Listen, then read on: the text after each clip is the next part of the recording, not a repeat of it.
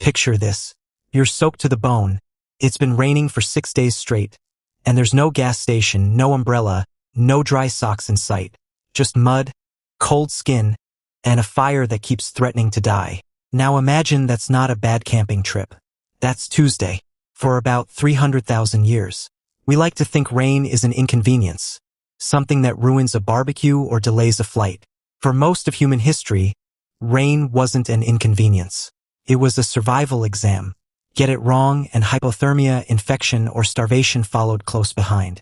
So somewhere, a very long time ago, a human being sat under a dripping tree, watched the water pool around their feet, and had the single most important thought in the history of architecture. I need to be somewhere the sky can't reach me. That thought didn't just build the first hut. It built cities, drainage systems, empires, and eventually the roof over your head right now. Here's the big claim. Rain didn't just threaten early humans. It engineered them, and the proof is older, weirder, and wetter than you'd ever guess. Let's start with the oldest deliberate shelter humans ever built, and it's older than Homo sapiens itself. At Kalambo Falls, Zambia, archaeologists uncovered interlocking wooden logs, deliberately notched together, dated to roughly 476,000 years ago. That's not a typo. Nearly 500,000 years old. Long before our species even existed. Whoever built it was likely an earlier human relative, possibly Homo heidelbergensis. In plain English, something walking upright without metal tools, without written language, looked at flowing water and rain-soaked ground and thought, I need a platform, not a puddle, and then built one. Here's where it gets interesting. Wood almost never survives that long. It rots, burns, gets eaten. The only reason this structure exists is because it was preserved in waterlogged mud near the falls, sealed away from oxygen and decay. Which means the very rain and moisture that made shelter necessary is also, ironically, the reason we know shelter existed at all. Nature complicating its own crime scene 500,000 years in advance. Here's the thing nobody tells you. Your body is basically built to fail in the rain. Humans lost most of our body hair somewhere in our evolutionary past, likely to help us sweat and cool down while running long distances in the African heat. Great trade for daytime hunting. Terrible trade for a cold, wet night. Wet skin loses heat roughly 25 times faster than dry skin exposed to the same air. That's not a minor discomfort, that's the fast lane to hypothermia, even in weather that wouldn't feel dangerous if you were dry. So our ancestors weren't just uncomfortable in the rain. Their biology was actively working against them the moment they got soaked. Shelter wasn't a lifestyle upgrade. It was a patch for a design flaw evolution never fixed. And that flaw is still running in you right now. Ever notice how a 60-degree rainy day feels colder than a dry 45-degree one? That's not weakness. That's 500,000 years of unresolved biology. If Kalambo Falls shows the oldest shelter, Ohelo 2 shows the oldest evidence of shelter built specifically to manage a wet environment. Submerged near the Sea of Galilee and dated to around 23,000 years ago, Ohelo 2 preserved the remains of brush huts, post holes, plant bedding, even hearths, because again, water sealed the site and slowed decay. Translation: these weren't caves people stumbled into. These were structures people built, oriented, and maintained in a landscape that flooded seasonally. That's intention.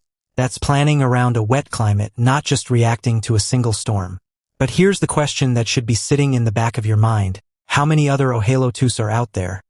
Lost because they didn't happen to sink into a lake at the right moment? Probably hundreds, maybe thousands. So why don't we have more of this? Why is nearly every rain shelter we've found some kind of freak preservation accident? Because the very thing humans were building shelter against, water, is also the thing that destroys the evidence. Wood rots, thatch decomposes, animal hide disintegrates within decades, not millennia. Stone tools survive because stone doesn't care about weather. A roof made of branches and grass never got that luxury. So when archaeologists say the earliest known shelter, what they really mean is the earliest one that got lucky, not the earliest one that existed. That's not a dead end. That's a reminder that most of human history left no fingerprints. Just the rare, accidental photograph. Now here's where history gets a little embarrassing for the skeptics. The Greek historian Herodotus, writing around 2,400 years ago, described to people living on Lake Prehistoric who built their homes on wooden platforms out over the open water, connected to shore by a single narrow bridge. Specifically, he claimed, to stay safe from enemies and floods. For centuries, this was treated as classic ancient exaggeration. Nice story, probably fiction. Then archaeologists started excavating pile-dwelling settlements around the Alps, structures built on wooden stilts over lakes and wetlands, some dating back over 5,000 years. So well preserved and widespread, they're now a UNESCO World Heritage Site spanning 6 countries. So they made up lake houses? Real. Structurally real, functionally real, and built for exactly the reason Herodotus said, controlling access and staying above rising water. Here's the honest answer. Sometimes the ancient guy telling a wild story isn't lying. He's just reporting something we haven't dug up yet. Let's talk about Mohenjo-Daro, because this is where rain management stops looking like survival and starts looking like engineering. Around 2500 BCE, the Indus Valley Civilization built covered drains running beneath city streets, connected to individual homes, channeling monsoon runoff and wastewater out of the city entirely. This wasn't one lucky ditch. It was a city-wide system. Now go halfway around the planet to the Maya city of Tikal, in a completely unrelated culture with zero contact with the Indus Valley. The Maya carved massive plastered reservoirs to capture monsoon rainfall, plus underground storage chambers called chultans, to survive the dry months that followed.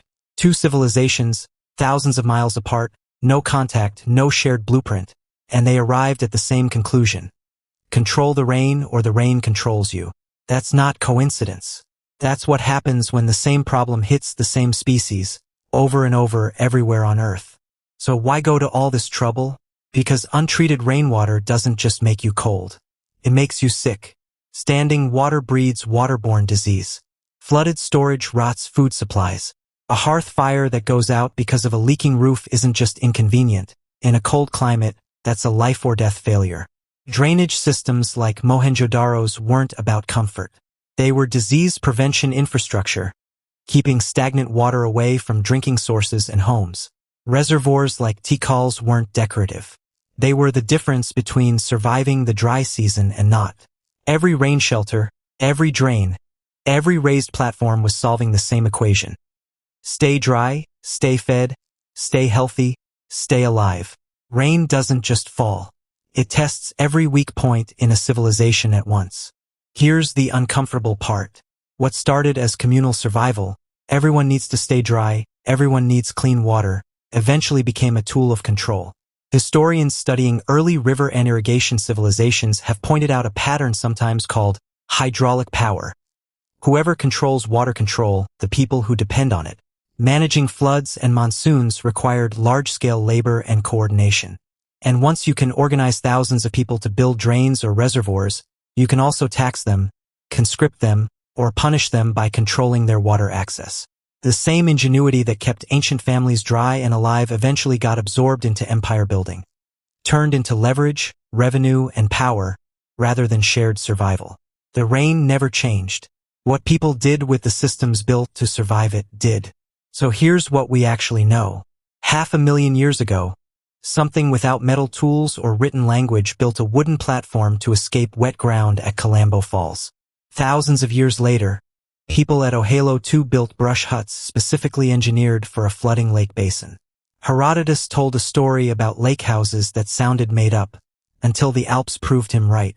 And on opposite sides of the planet, Mohenjo-Daro and Tikal independently invented drainage and reservoirs to fight the exact same enemy. Too much water, at the wrong time. Here's the reframe: rain isn't just weather. It's one of the oldest forces that shaped how humans think, build, and organize. Every time you complain about a leaky gutter, or feel weirdly grateful for a dry pair of socks, you're running software that's 500,000 years old. You're Kalambo Falls with better plumbing. The storm always passes. What survives it, that's the story of us.